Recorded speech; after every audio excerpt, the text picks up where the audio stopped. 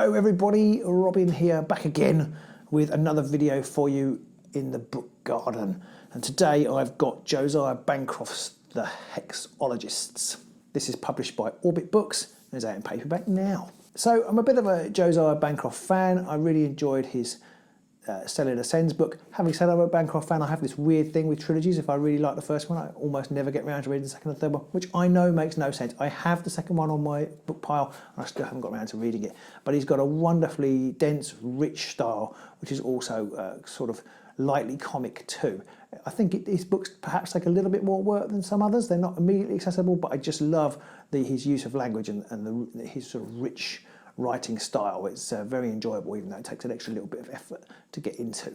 So this book is sort of set in an alternate Victorian world, sort of 1920s-ish feel. It's got a Cthulhu feel to it, a very noirish feel.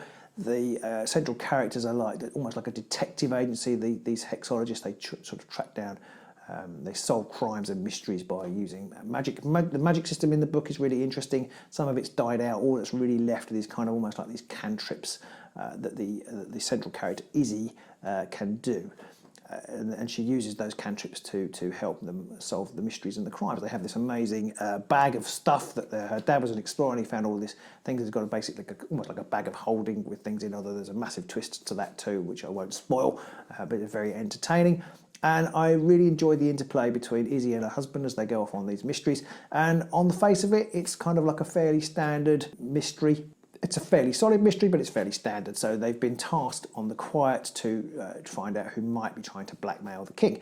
And the kind of book goes through and it kind of solves how that happens. But while they're investigating, you get drawn into this deeper world, and there's these deeper, more complicated plots they're going to set up for future books. And that's the thing I really like, this kind of the world building and the overarching kind of things that are going on in the background are where the interest in this story really lay for me. It's kind of setting the foundations for a really solid, interesting, wider story, which I can't wait to get into. As I said, he's a very atmospheric writer. This kind of post-industrial, almost steampunky world was really interesting to immerse yourself in. It feels really grimy and dirty.